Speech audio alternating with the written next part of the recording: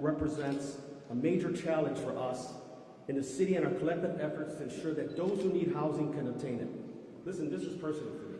I'm a product of the Chicago Housing Authority, where my father, Vietnam veteran, had the ability to take advantage of affordable housing at Lathrop Homes. So for the first 8 years of our lives, we lived in Chicago Housing Authority, and I know how important it is. And so that's why I'm a huge supporter of this ordinance. So when I hear that others are not being afforded the same opportunities that were available for my family when I was growing up, I have concerns. The Accountable Housing and Anti-Discrimination Waitlist Ordinance will help streamline the process. It's going to make a major difference in the application process and wait times.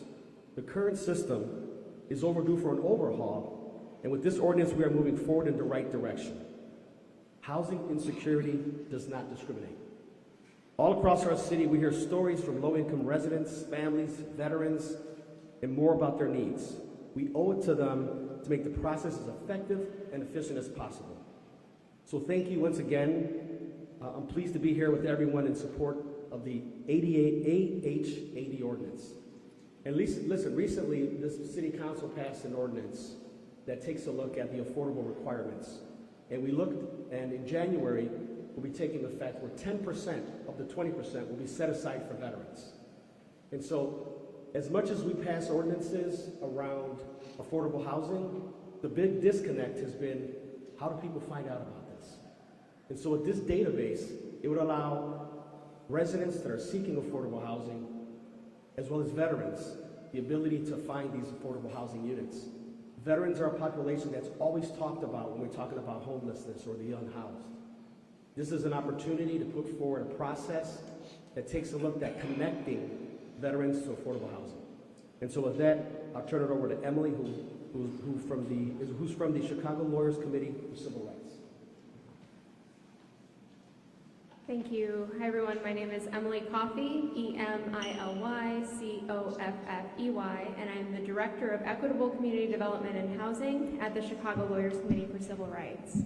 I've been invited here today to just talk through the mechanics of the ordinance and what it does. So the Accountable Housing and Waitlist Discrimination Ordinance creates a critical tool that every renter searching for affordable housing in this city needs. A one-stop resource where they can find out where there is affordable housing that they can apply for. It is also a step towards bringing the City of Chicago into compliance with its civil rights obligations by requiring that the city compile and track where the money that we spend on affordable housing is going. The ordinance creates a waiting list portal for all city-supported long-term affordable housing opportunities. The original version of this ordinance placed applicants on one list, but based on feedback, there are now two different types of housing that are covered. So first, there is a centralized waiting list for all affordable requirements ordinance units. We know that ARO units are owned by developers who are not used to providing affordable housing and are not marketing these units as available in the way that is needed for renters who are searching for these units. This waitlist will allow a central place for tenants to apply for ARO units. The second list is more of a portal where applicants can find out where there is affordable housing and apply to it. The application process will still be controlled by housing providers, but will be one place for people who are in need of affordable housing to go and find it. Because there is still room for discrimination in the tenant selection process, housing providers will need to report on their waitlist statistics, including how long tenants are waiting, methods that the housing provider used to contact applicants, justifications for rejection of applicants, and basic demographic information about applicants who lease up in those units. All city-supported affordable housing units will become part of this waiting list as developers continue to apply for affordable housing.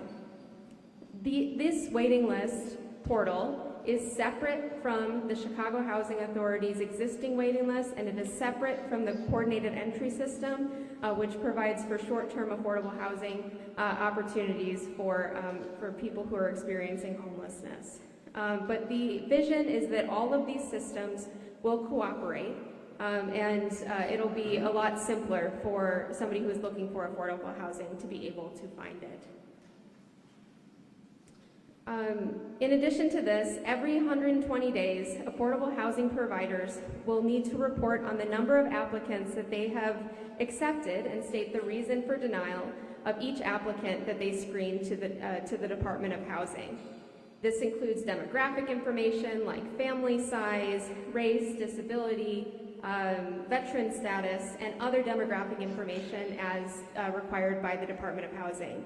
DOH will then report that information to the City Council's Housing Committee quarterly to make sure that the City Council is apprised of where affordable housing dollars are going. DOH will then create regulations that will implement this and include tenant selection criteria and leasing requirements for housing providers who are receiving city affordable housing dollars. The city also needs to make sure that landlords who they fund are leasing out units. The ordinance authorizes DOH to create a vacancy scofflaw list that will be regularly published online and include a process for developers to be removed from this list.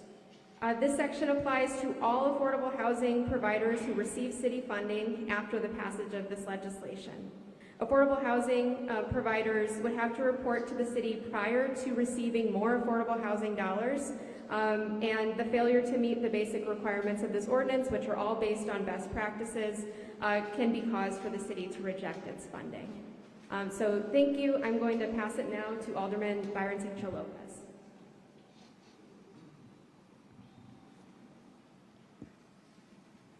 Thank you, Emily, and good morning. Buenos dias. It's a real pleasure to be here with a great coalition like the Chicago Housing Initiative, colleagues in the City Council, as well as the state representatives. I think it speaks about the need of collaboration between different levels of government to address the severe issues that we have around housing, especially around affordable housing in the city of Chicago. This is indeed an issue that is very personal. I came to the United States when I was 17 years old as a minor, and housing has been one of the most critical and significant issues that immigrants and people across the city continue to face today.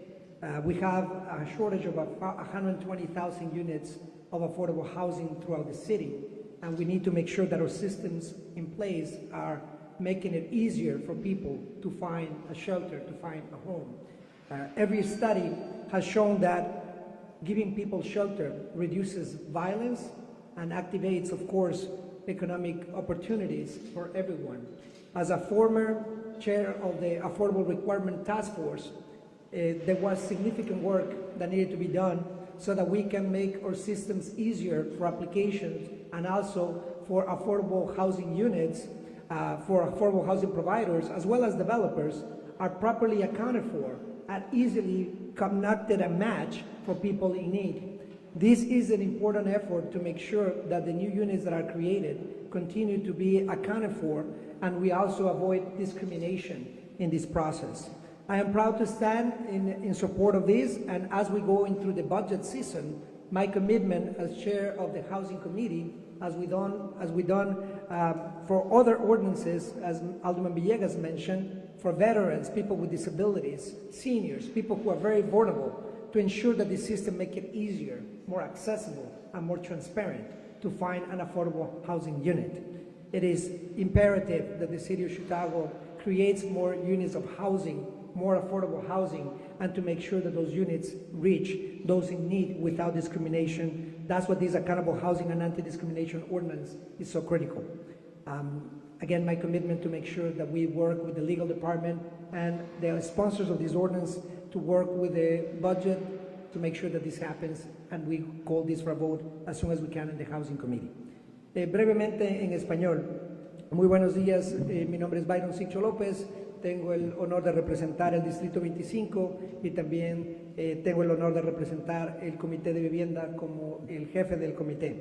Esta ordenanza que nos permite tener mejores sistemas para que las personas que estén buscando ayuda, que estén buscando techo, que estén buscando una unidad asequible, puedan hacerlo de una manera más fácil, efectiva y transparente.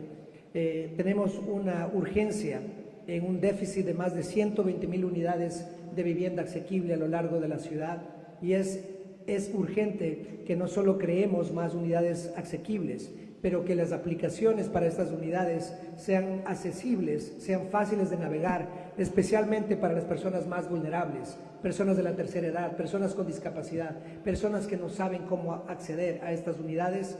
Esta ordenanza nos permite no solo poder darle esa accesibilidad, pero hacerlo más efectivo en un momento tan crítico para la ciudad. Como un inmigrante que llegó a Estados Unidos a los 17 años, el tema de vivienda es un tema que muchas personas saben que es urgente y tan difícil de navegar. Por eso la importancia de la coordinación entre diferentes entidades de gobierno, y qué bueno ver a representantes estatales también aquí para trabajar en conjunto. Ahora que estamos listos para ir también a las conversaciones de presupuesto, mi compromiso de asegurarnos de que tengamos el presupuesto para hacer de esta ordenanza una realidad y que podamos no solo crear más viviendas asequibles, pero que podamos darle a la comunidad un sistema más transparente, fácil de navegar y sin discriminación. Ahora tengo el gusto de presentarles a un representante estatal que también ha trabajado en el tema de vivienda en conjunto con nosotros por muchos años, el representante estatal Will Gazzardi. And I would like to introduce a great partner, and good to see more state representatives here in City Council, my good friend, State Representative Will Gazzardi.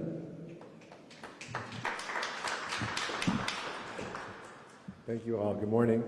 My name is Will Gazzardi, Guzzardi. I'm State Representative from the 39th District on the northwest side of Chicago, and I'm also the chair of the Housing Committee in the Illinois House. I'm very proud to be here with my colleagues from City Council and with the incredible organizers who helped put this ordinance together. At state government, we've done a lot of work over the past years to increase funding and resources and opportunities for affordable housing development in Chicago and around the state. There's much more work to be done, but we invested over $200 million of COVID relief money into subsidizing affordable housing. And I want to highlight one particular change that we made because it's very germane to this ordinance. We created a property tax incentive for new construction in low affordability areas like downtown, West Loop, South Loop, for new developments to build their affordable units on site. As you all know, the Affordable Requirements Ordinance, you either have to build the 20% of units on site or you can pay a fee, right? You can pay this in lieu payment so as not to put your affordable units in your building. Now, we created an incentive in Springfield to put those units on site. And what we've seen in the last couple of years is that every new building, every new high-rise being built in these low affordability areas has their 20% of units on site.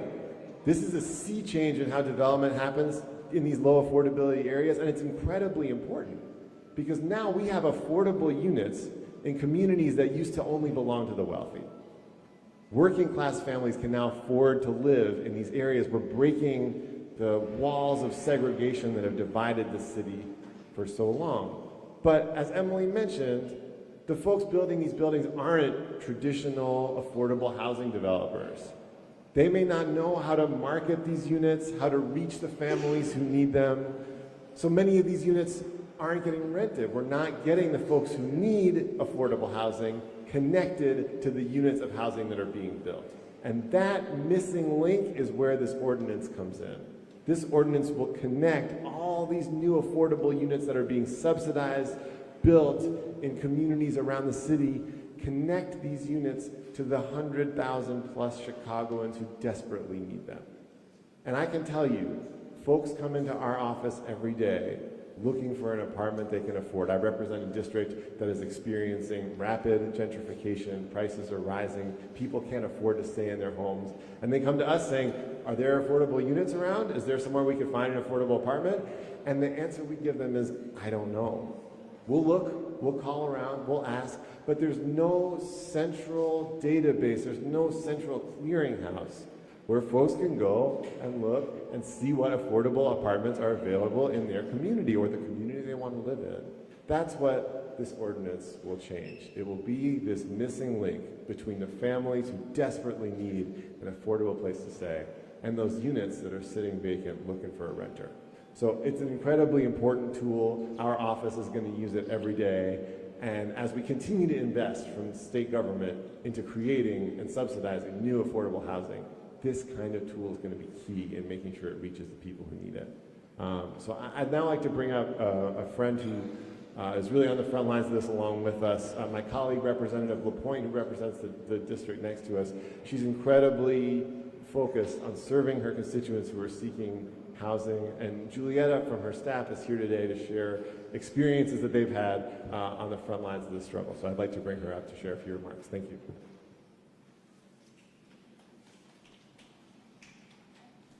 Good morning, everyone. My name is Julietta McCurtichon. That is MKRTYCHIAN, and I'm honored to stand amongst so many dedicated advocates for affordable and accessible housing for all on behalf of State Representative Lindsay LaPointe and our team.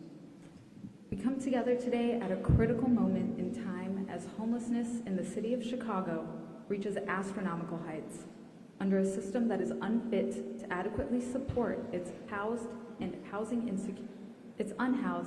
insecure neighbors. Today, I speak on behalf of the personal experiences of our far northwest side homeless and housing insecure community, who just happened to be from a far corner of the city infamous for being a social service desert. Specifically, I want to share the story of one 80-year-old woman whom our office has worked closely with for years, with an intended goal of finding permanent housing. At 80 years of age and struggling with mental illness, living on the street, exposed and vulnerable, was simply not an option. It took us years of navigating CHA waitlists and other affordable housing options to finally secure housing for the senior. And despite this long-awaited success finally falling into place, the available unit was located in Lincoln Park, an hour-long commute from the community she now knows like the back of her hand. Suddenly, nothing around her was familiar anymore, and because of that, she packed up her bags and left. Despite the unpleasant and unpredictable weather I know many of us are familiar with, despite being robbed and attacked by strangers several times, for her, what was most important was being back in the community she knows. Ultimately, after months of negotiating with housing providers and the senior herself, she returned to the streets with winter just around the corner. Unfortunately, her story does not exist in isolation. Far too many residents across the city find themselves with two options: brave the elements or relocate miles away from the communities they've lived in their entire lives. This is all to say that we cannot brush our city's housing crisis to the side anymore. Every Chicago resident deserves to live in a city that recognizes housing as a human right, that makes the process of finding housing easier than just navigating several wait lists and waiting years in hope of finally getting that call, if that call ever comes. It is high time that we take homelessness and housing insecurity with the seriousness it deserves, and the Accountable Housing and Anti-Discrimination Ordinance is just the first step in correcting our broken system. Thank you. And now I want to introduce Reverend Shauna Bowman from Neighbor for Affordable Housing, who actually belongs to one of the churches right in our district.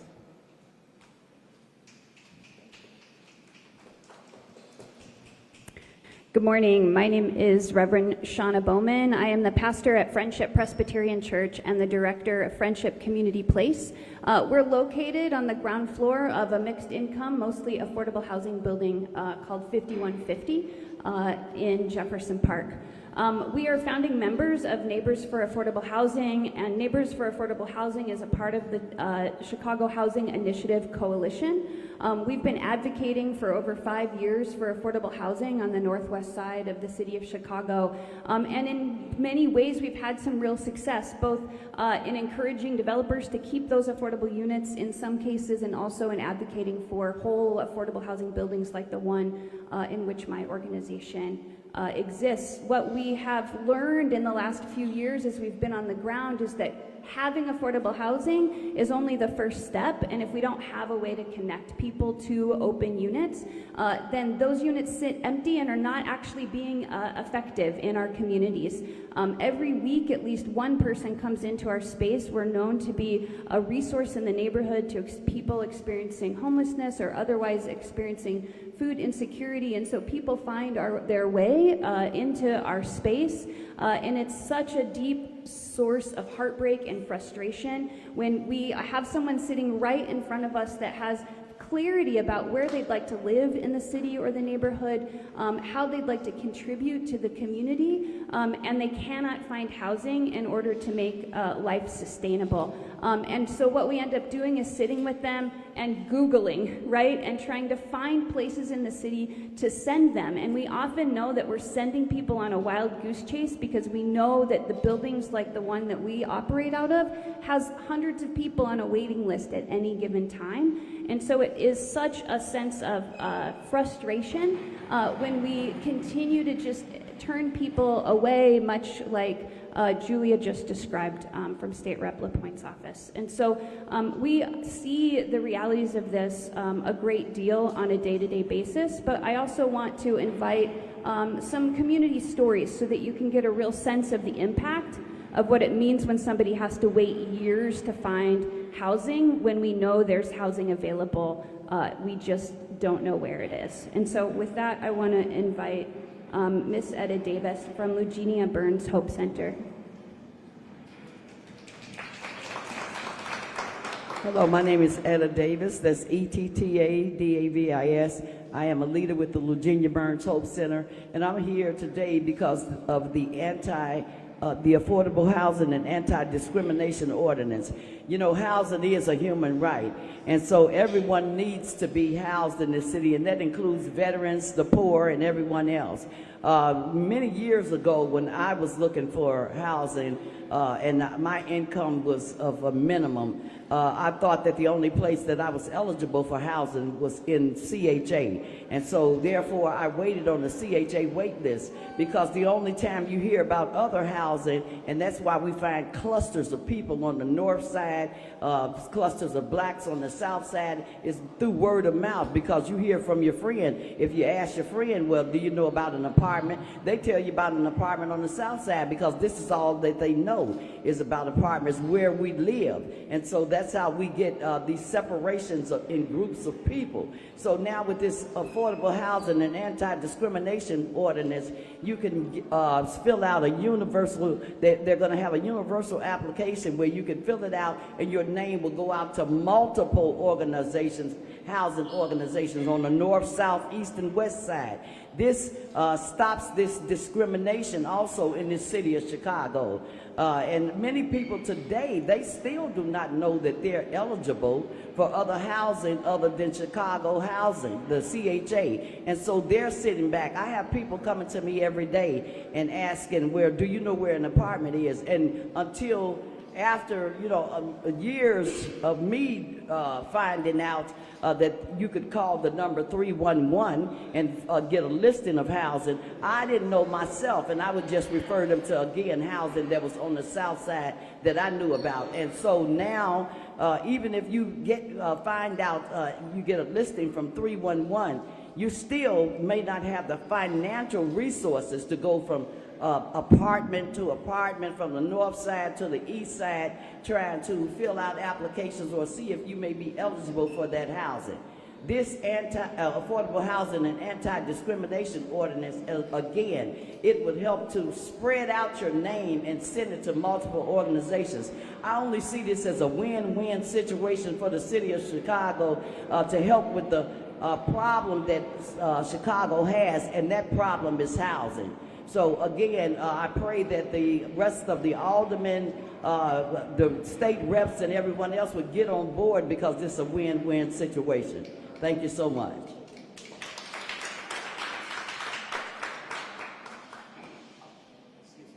The next speaker will be Ileana Rivera from DRAC and Access Living.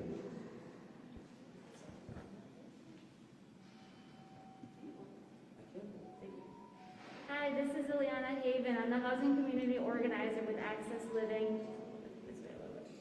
and facilitate the Disability Rights Coalition for Housing. There are insurmountable difficulties of navigating various waitlists for folks with disabilities. Centralized online waitlist portal could alleviate some of the greatest challenges they face. Many of the people we help are not tech savvy. We have trouble ourselves navigating all of the different waitlists and have to fish around websites in order to even find the access point leading directly to the application. Furthermore, there at CHA, for example, there aren't a way to help folks with disabilities find housing that is both accessible and available. And in fact, one of our folks from our Disability Rights Coalition literally had to make a list compiling over 100 units that she could apply for just so she can keep track of everything. This is not how it should be. From organizations to elected officials, many people come to us looking for a magic list where all the affordable, accessible housing is at, but that doesn't exist yet. A few years back, I was also on the wait list, but quickly became discouraged after hearing all the stories on how long folks have waited. I thought I had a better chance of finding housing on my own. It wasn't the smartest move, but I'm still here. This ordinance, once passed, will help many get better connected and allow for an optional universal application, like Ms. Etta mentioned, so that they can sign up to as many wait lists as they want to, unlike some of the other wait lists. So please help support our efforts, as many people wait over 10 years to get to the top of the housing wait list. In some cases, we know some folks who have died waiting. We must do better. Thank you.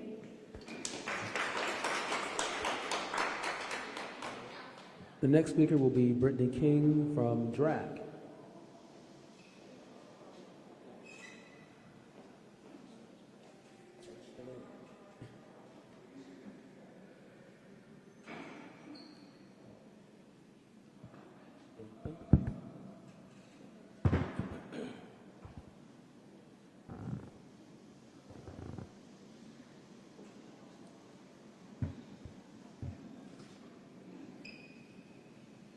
Good morning. I didn't know, but my housing search started way back 15 years ago in 2009. I suffered a stroke at the age of 19 on the campus of SIUC. And my mom was there with me when I was inpatient at what is now Shirley Ryan Ability Lab. And in spring 2010, I decided I wanted to go back to school to finish my degree. That's when I also became a disability advocate with the Empowered Fifis. I also signed up for the CHA waitlist. It was in that time where I was off of school, so I was full-on advocacy in those years as I was off, and my schedule was open to that. I want to take a second right now to shout out our alders and representative here today. Specifically, right now, Alderman Haddon is here, and she was here during the introduction of this.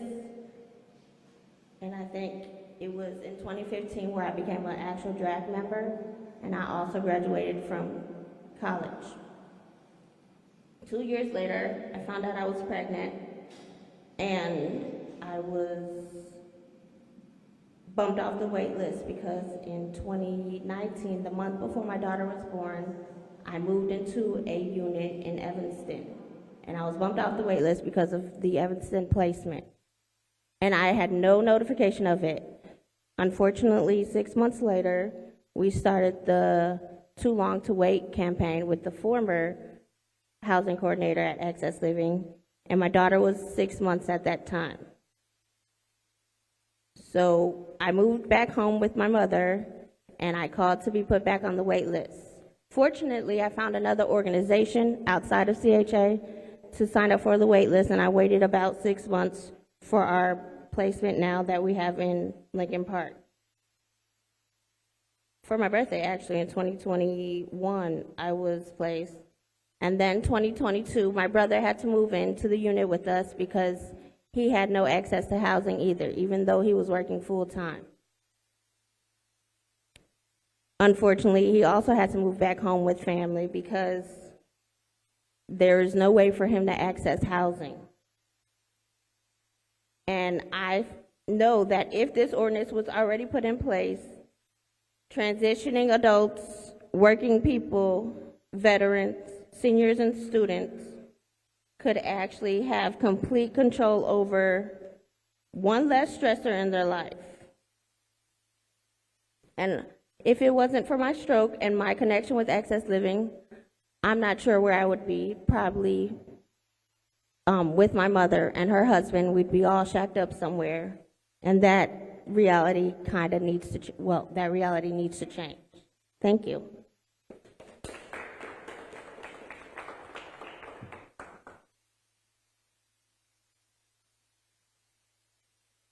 Next speaker will be Alderman Hatton, and then we'll close this out. Alder Hatton. Good morning, everybody. There's not much else for me to add. I know you've heard some, I think, hopefully very instructive, informative, and moving community testimonies. We're here, and Alderman Villegas and other aldermanic colleagues, we introduced this. This is work that's been happening for some time.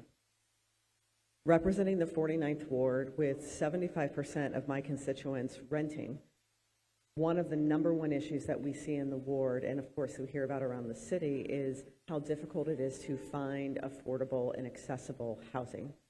So since elected in 2019, this has been one of the priorities. And while we've made some great strides and investments in the city, using some of our ARPA funds, switching around what we're doing with some of our funds, I'm really excited about the bond dollars that we've got that are going to help us invest more in building more affordable and accessible housing.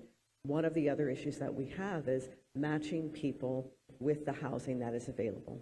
We don't have one place or even two places for people to go, and it's a struggle every day. The application fees for rent is going up.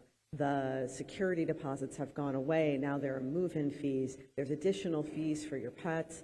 And once people are finally, find a place that they can apply to, there's still no guarantee that they're going to get that apartment. So that struggle to find affordable housing and accessible housing especially, and a place that you can afford not just to pay the rent in, but actually afford to find, pay the fees, and get to is a struggle. So anything that we can do in the city of Chicago, like passing the Accountable Housing and Anti-Discrimination Ordinance, to make sure that we unify this information, that we bring it together and work with our partner organizations and agencies to make sure that every dollar of, affordable and accessible housing that our tax dollars are going to, that Chicagoans are paying for, that we are supporting, that we know where it is, that we know when it's available, and that we're able to make it easier for people to get into a home in any neighborhood they want to live in any of our 77 neighborhoods throughout the city of Chicago. We can transform people's lives with this ordinance. We can eliminate one of the many stresses and struggles that Chicagoans face every day. And if this is something that we can do, then there's no reason why we shouldn't move forward. So I look forward to working with our partners, working with the mayor, and working with the rest of City Council to make sure that we pass this ordinance and make sure that the Department of Housing can help change the lives of Chicagoans tomorrow. Thank you.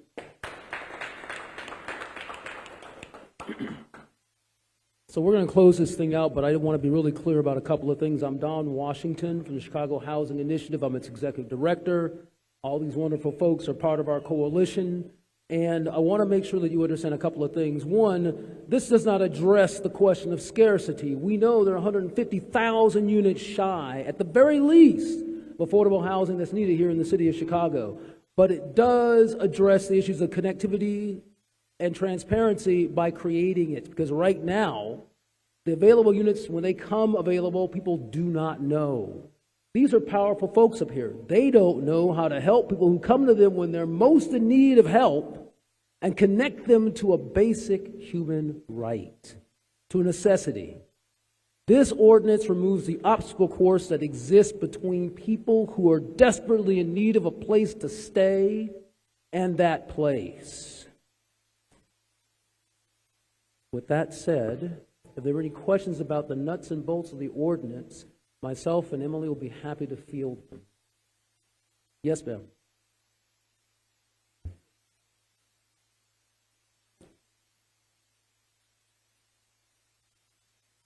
So this ordinance is not going to solve the public housing problem, right?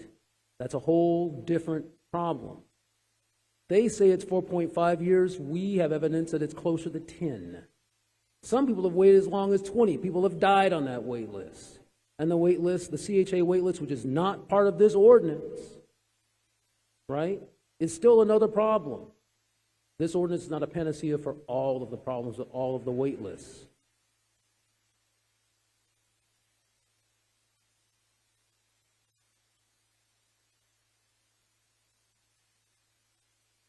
So the CHA's waiting list is already available on a centralized system. So currently there is the consent decree with the Gautreaux litigation that oversees that process. And so this ordinance is just tackling the city-supported affordable housing where there exists no such process. And so while we know that we are not going to whittle away at the affordable housing crisis through this, we are going to make sure that people who need affordable housing now know where they can go and where there might be places that have shorter wait times. Currently, there's no way for anybody to find that out. Sure. So the way that we envision that the systems will cooperate is that this whole process is going to be available online that people can access. So currently, if you're an applicant for a CHA unit, you can go online and you can log into a portal and kind of see where you're at. Of course, there remain problems with that. But what this ordinance will do is it will say, here's one place that you can go to apply for city-supported affordable housing, and then it'll link over to the CHA's portal as well. So it'll all be in one spot for people to search.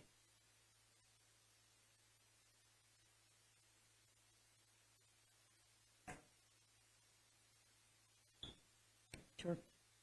So once we introduce something at the City Council, we did send this to the Committee for Housing and Real Estate, chaired by Alder Byron Sigcho Lopez. So we'll be working with the Department of Housing, we'll be working with the mayoral administration, and of course working with other aldermanic supporters, as well as our chairperson here, to make sure that we get support for this, which we've got pretty good support already, and find a good time when we can get it on the committee agenda. So once we're able to pass this through the committee agenda, we can bring it to the full City Council for passage. Of course, while we do that, we're going to want to coordinate with the Department of Housing to make sure that what we pass is something that they can also implement.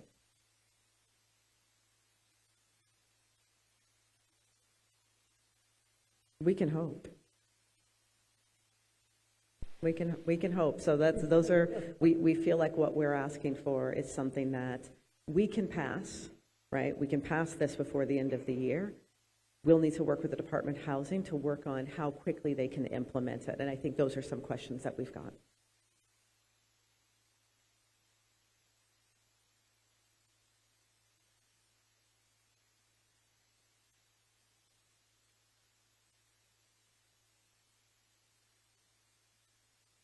So we have talked about, we did a lot of projections about how much it's going to cost.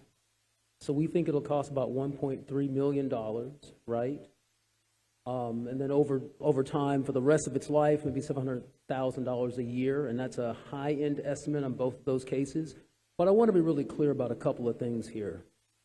Right now, the city of Chicago gets billions of dollars of federal money that is tied to the Fair Housing Act. And this city is not in substantial compliance with the Fair Housing Act. This ordinance would protect that money. If the city of Chicago was to lose access to that money, the damage to our budget would be catastrophic. $1 billion would seem like a drop in the bucket. This is about defending the affordable housing funds that we already have. And this ordinance does that. This is a time for the city of Chicago to make sure that it's not being, penny wise and dollars short. Let's not do that. I'll just add that we can also pass this ordinance now and make sure that we get the infrastructure set up so that we know going into next year's budget season that this needs to be funded for the reasons that Don laid out related to our affordable housing requirements and our fair housing requirements in this city.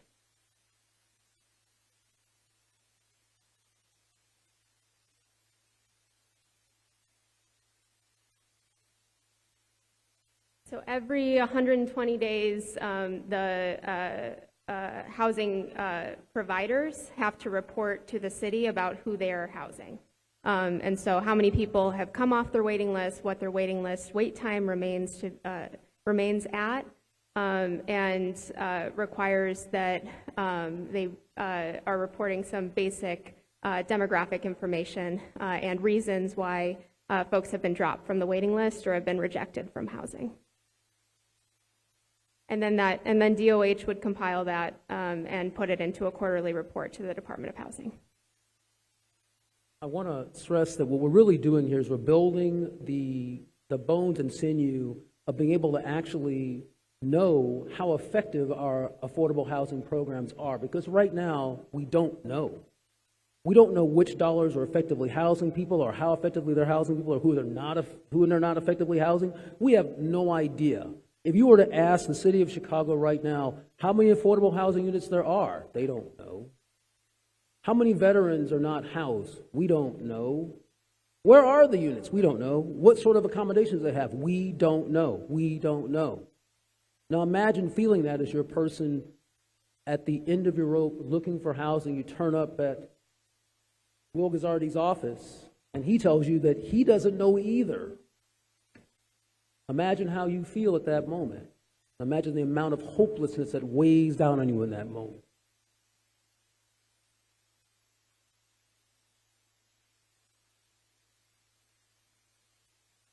No. We live in Chicago. We do unique things here. Everything about this city is unique.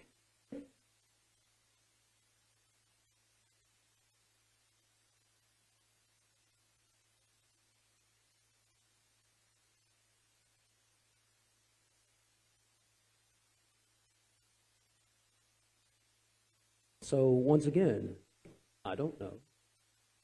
We don't know. I have estimates. I could throw you an estimate, but it's an estimate. That's the problem. Can I just add one quick comment? Sure. I think this addresses a question that came up earlier. Sorry to interrupt here, but there's an important distinction to be drawn here between CHA, public housing that's owned by the city of Chicago, operated by the city of Chicago, and what we talk about when we say affordable housing, what we mean is units that are owned by private developers, not-for-profit developers, that receive subsidy from various levels of government to keep their rents within a certain range. So, and this is what we just have, this is total black box, right? We subsidize these units, government, taxpayer dollars subsidize the rents in these units, but all this data that we're trying to collect, that's what we're missing right now. Does that help clarify the question? Yep, important. Any other questions? Because it's getting late. The hour grows dark. We have work to do out there. Thank you, folks.